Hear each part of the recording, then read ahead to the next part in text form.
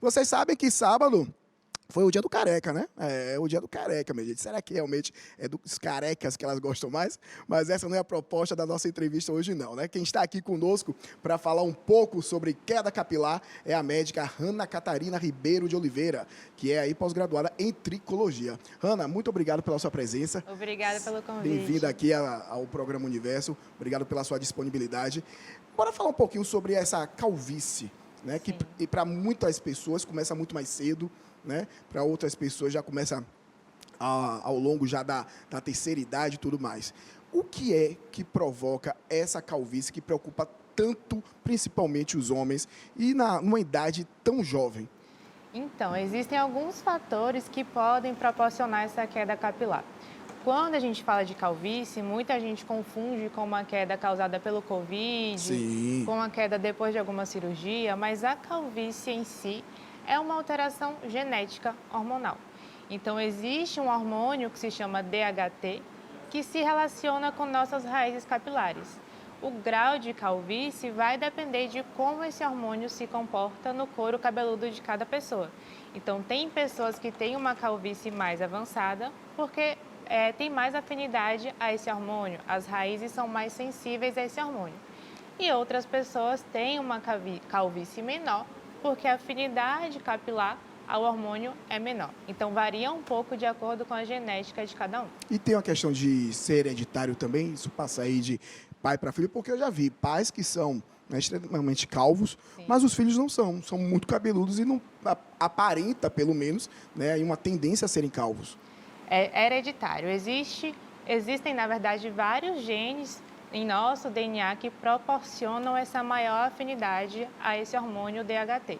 Então, com isso, com o passar dos anos, as pessoas vão tendo essa ativação desses genes, umas mais cedo, outras mais tarde, e vão perdendo os fios com o passar da idade mesmo. Agora eu vou falar um pouquinho sobre a tricologia, que é uma especialidade sua também, em que as pessoas são cuidadas, né, e você cuida desses pacientes, né, por uma questão não só estética, mas uma questão também, né, de saúde. Essas pessoas que têm esse problema dessa calvície, dessa queda de cabelo, às vezes só numa determinada parte da cabeça, certo? E isso aí afeta muitas pessoas, não só homens como mulheres também, e acaba, claro, lógico, atingindo aí a autoestima de muita gente, né? Questão de aparência e tudo mais. Mas é uma questão realmente de saúde.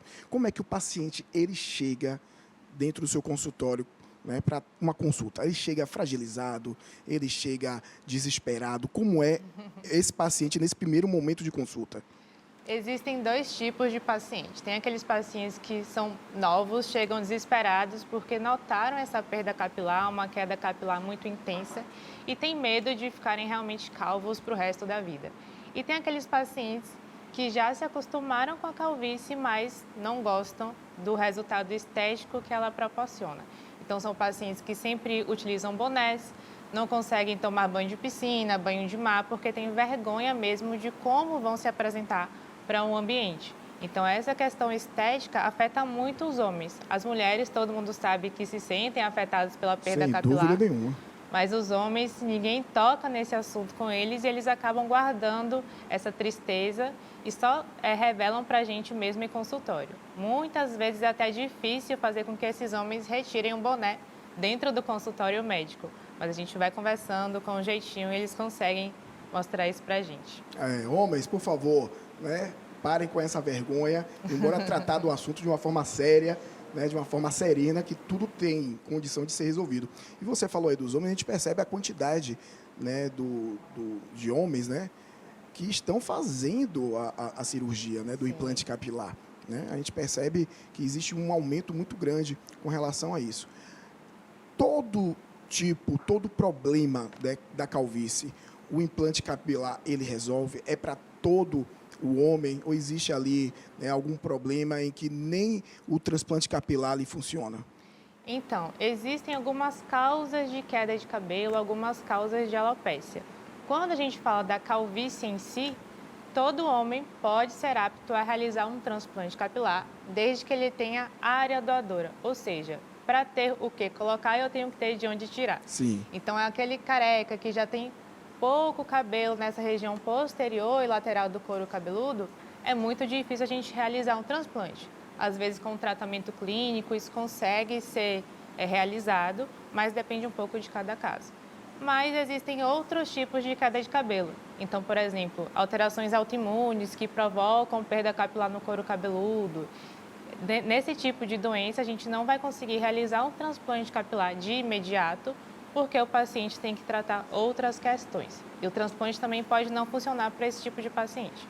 Mas, para pacientes que têm a alopecia androgenética, que é a calvície, pode ser realizado desde que bem feito.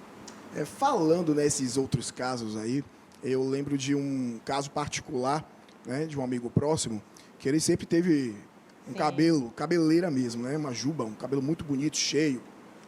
E depois que entrou, né, na academia, começou a malhar muito, começou a utilizar, né, suplementos, e a gente não sabe exatamente que suplementos eram esses.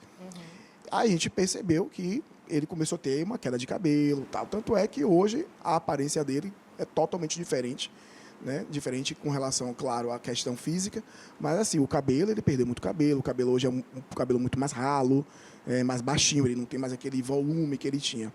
Então, esses suplementos anabolizantes que as pessoas utilizam, isso aí impacta também nessa situação? Impacta totalmente. Suplementos vitamínicos, alguma coisa desse tipo, whey protein, até hoje não tem estudos que Que mostram para a comprovam isso. gente que vão causar alterações capilares. Mas anabolizantes, como você falou, quando usados de forma errada, quando não é uma suplementação hormonal feita com acompanhamento médico, podem causar alterações capilares, muito provavelmente vão causar perda capilar. E o paciente acaba nem percebendo quando isso é aos poucos. De repente, o paciente percebe que perdeu todos os fios do couro cabeludo e chega lá para a gente desesperado. É isso aí. Nós estamos ao vivo aqui nessa segunda-feira, conversando com a doutora médica Hanna. E você quiser também participar, pode entrar em contato com a nossa produção, porque é um assunto que interessa não só aos homens, mas também a todas as mulheres, principalmente essa questão da queda de cabelo. Daqui a pouquinho, quando a gente voltar, eu quero abordar, né, com Hanna a questão da sobrancelha, porque muitas pessoas não falam sobre a queda da sobrancelha, certo? E eu sei que existe aí implante também com relação a isso. E atinge muitas mulheres e atinge muitos homens. Por uma questão estética também, às vezes por ter futucado muito na própria sobrancelha, ou então, claro, proveniente aí de outras doenças, né, outros problemas de saúde. E agora, ó, vamos girar a chave e voltar a esse assunto que muito me interessa. A gente está aqui com a doutora Hanna Catarina, tá? Ela está falando, hoje é o dia lá do careca, né? A gente está falando sobre... Foi sábado, me perdoe, foi no sábado. Sim. E a gente está falando sobre tricologia. Ela que é especialista. Doutora, vocês estavam conversando, e um assunto que muito curioso, né?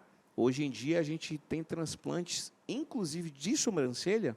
Sim, é verdade. Hoje em dia a tecnologia já nos permite fazer essa ação. Para homens e mulheres, a maior procura realmente é para as mulheres que estão ali constantemente arrancando os fios de sobrancelha, começaram a perder, principalmente essa região distal de sobrancelha, muito novas. E quando essa perda é natural, quando não é nenhum outro tipo de perda capilar, autoimune, alguma alteração desse tipo, a gente pode sim realizar o transplante capilar. Para a sobrancelha, alguns homens querem recompor barba também. É exatamente isso que eu ia perguntar. O transplante de barba, o transplante de sobrancelha, na verdade, como é que eu posso falar? O material, na verdade, não é o mesmo, né? Eu quero saber o seguinte: qual a área doadora para a gente estar fazendo transplante na sobrancelha, que a qualidade do cabelo é diferente, né? Da barba é um pouquinho mais grossa do que a do cabelo, da sobrancelha acredito que já seja um pouquinho mais fina. Da onde seria as áreas doadoras aí? Exatamente. Para fazer um transplante de sobrancelha, a gente procura os fios mais finos do couro cabeludo da paciente. Então, tem regiões no couro cabeludo, principalmente essa região mais embaixo, perto da nuca. Do pescoço aqui, né? Isso, que a gente tem fios mais finos, que são melhores para que a gente realize um transplante capilar em sobrancelha. Porque aí a paciente fica com a face mais harmônica, mais delicada, fica mais condizente realmente com o que a sobrancelha tem que transmitir. E para a barba, a gente retira também de couro cabeludo, de toda a porção distal do couro cabeludo, que já tem um fio um pouco mais grosso. e ele vai se adaptando também a essa região, a nova região que ele foi implantado, e vai adquirindo os moldes e se comporta como um fio da barba normal, natural. Pronto, agora, doutora, eu li alguns estudos, e a senhora pode me confirmar aqui, que em alguns casos as pessoas utilizam, inclusive, das axilas ou da região do peito para estar tirando, servir como área doadora? Exatamente. Quando a gente fala dessa região de peito, de tórax, já é uma prática comum pacientes que não têm uma área doadora satisfatória, a gente utilizar também para realizar o transplante capilar. E de axila, alguns médicos utilizam, mas não é a melhor opção. Pode ser utilizada mesmo em último caso, mas fica sendo como nossa última opção, nosso último recurso. Couro cabeludo, barba e tórax são ótimas opções para a gente realizar o transplante capilar. Certo. A axila, na verdade, é um pelo mais grosso, né? Mais áspero, não sei.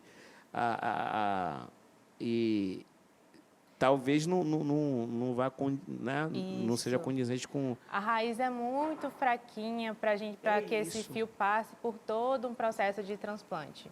Doutora, o que leva, por exemplo, a uma perda de pelos na sobrancelha, por exemplo? O fato de estar toda hora arrancando, fazendo e tal, isso também pode levar a ter uma queda ali nessa região?